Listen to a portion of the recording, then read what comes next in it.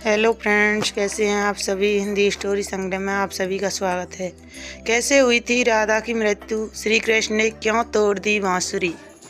जब भी प्रेम की बात होती है तो श्री कृष्ण राधा के प्रेम की मिसाल सबसे पहले आती है। राधा कृष्ण के प्रेम को जीवात्मा और परमात्मा का मिलन कहा जाता है। राधा श्री कृष्ण का बचपन का प्यार थी। श्री कृष्ण जब 8 साल के थे तब दोनों ने प्रेम की अनुभूति की। राधा श्री कृष्ण के दैवीय गुणों से परिचित थी। उन्होंने जिंदगी भर अपने मन में प्रेम की स्मृतियों को बनाए रखा। यही उनके रिश्ते की सबसे बड़ी खूबसूरती है। कहा जाता है कि श्री कृष्ण को केवल 2 ही चीज़ें सबसे ज़्यादा प्रिय थीं। ये दोनों चीज़ें भी आपस में एक दूसरे से गहराई से जुड़ी हुई थीं, बांसुरी और राधा।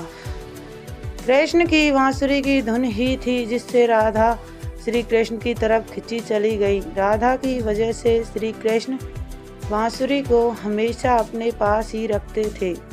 भले ही श्री कृष्ण और राधा का मिलन नहीं हो सका, लेकिन उनकी बांसुरी उन्हें हमेशा एक सूत्र में बांधे रही। श्री कृष्ण के जितने भी चित्रण मिलते हैं उनमें बांसुरी जरूर रहती है। बांसुरी श्री कृष्ण के राधा के प्रति प्रेम का प्रतीक है। वैसे तो राधा से जुड़े कई अलग अलग विवरण मौजूद हैं, लेकिन एक प्रचलित कहानी नीचे दी गई है। भगवान श्री कृष्ण से राधा पहली बार तब अलग हुई जब मामा कंस ने बलराम और कृष्ण को आमंत्रित किया। वृंदावन के लोग यह खबर सुनकर दुखी हो गए। मथुरा जाने से पहले श्री कृष्ण राधा से मिले थे। राधा कृष्ण के मन में चल रही हर गतिविधि को जानती थी। राधा को अलविदा कह कृष्ण उनसे दूर चले गए। कृष्ण राधा से ये वादा करके गए थे कि वो वापस आएंगे, लेकिन कृष्ण राधा के पास वापस नहीं आए। उनकी शादी भी रुक्मणी से हुई। रुक्मणी ने भी श्री कृष्ण को पाने के लिए बहुत जतन किए थे। श्री कृष्ण से विवाह के लिए वह अपने भाई रुक्मी के खिलाफ चली गईं। राधा की तरह वह भी श्री कृष्ण से प्यार करती थी। रुक्मणी ने श्री कृष्ण को एक प्रेम पत्र भी भेजा था कि वह आकर उन्हें अपने साथ ले जाए। इसके बाद ही श्री कृष्ण रुक्मणी के पास गए और उनसे शादी कर ली। कृष्ण के वृंदावन छोड़ने के बाद से ही राधा का वर्णन बहुत कम हो गया। राधा और कृष्ण जब आखिरी बार मिले थे तो राधा ने कृष्ण से कहा था कि भले ही वो उनसे दूर जा रहे हैं, लेकिन मन से कृष्ण हमेशा उनके साथ ही रहेंगे।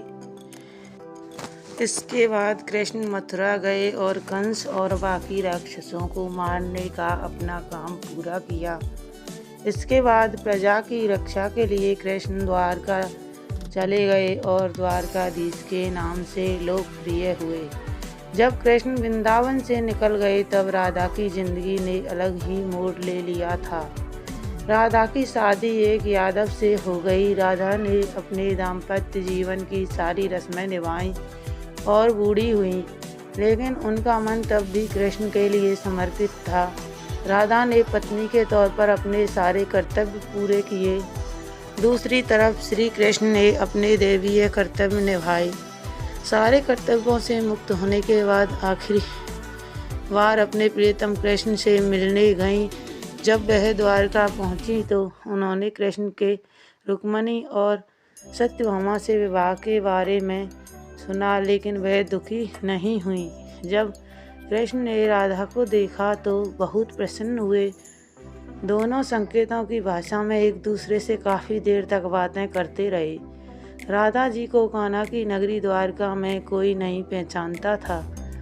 राधा के अनुरोध पर कृष्ण ने उन्हें महल में एक देविका के रूप में नियुक्त किया। राधा दिन भर महल में रहती थी और महल से जुड़े कार्य देखती थी। मौका मिलते ही वह कृष्ण के दर्शन कर लेती थी, लेकिन महल में राधा ने कृष्ण के साथ पहले की तरह का आध्यात्मिक जुड़ाव महसूस नहीं कर पा रही थी। इसलिए राधा ने महल से दूर जाना तय किया। उन्होंने सोचा कि वह दूर जाकर दोबारा श्री कृष्ण के साथ गहरा आत्मीय संबंध स्थापित कर पाएंगी। उन्हें नहीं पता था कि वह कहाँ जा रही हैं, लेकिन भगवान कृष्ण जानते थे। धीरे धीरे समय व्यतीत होता गया और राधा बिल्कुल अकेली और कमज़ोर हो गई। उस वक्त उन्हें भगवान श्री कृष्ण की आवश्यकता पड़ी। आखिरी समय में भगवान श्री कृष्ण उनके सामने आ गए। कृष्ण ने राधा से कहा कि वह उनसे कुछ मांगे, लेकिन राधा ने मना कर दिया। कृष्ण के द्वारा अनुरोध करने पर राधा ने कहा कि वह आखिरी बार उन्हें बांसुरी बजाते देखना चाहती हैं। श्री कृष्ण ने बांसुरी ली और बेहद सुरीली धुन में बजाने लगे। श्री कृष्ण ने दिन रात बांसुरी बजाई जब तक राधा आध्यात्मिक रूप से कृष्ण में विलीन नहीं हो गई। बांसुरी की धुन सुनते सुनते राधा ने अपने शरीर का त्याग कर दिया। हालांकि भगवान कृष्ण जानते थे कि उनका प्रेम अमर है, बावजूद वे राधा की मृत्यु को बर्दाश्त नहीं कर सके। कृष्ण ने प्रेम के प्रतीकात्मक अंत के रूप में बांसुरी तोड़कर झाड़ी में फेंक दी। उसके बाद से श्री कृष्ण ने जीवन भर बांसुरी या कोई अन्य वादक यंत्र नहीं बजाया। कहा जाता है कि जब द्वापर युग में नारायण ने श्री कृष्ण का जन्म लिया था, तब माँ लक्ष्मी ने राधा रानी के रूप में जन्म लिया था, ताकि मृत्यु लोक में भी वे उनके साथ ही रहें। तो फ्रेंड्स, कहानी अच्छी लगी हो तो कहानी को लाइक करें, शेयर करें और सब्सक्राइब करना ना भूलें, जिससे अगली वीडियो का नोटिफिकेशन समय पर मिल जाए। Thank you.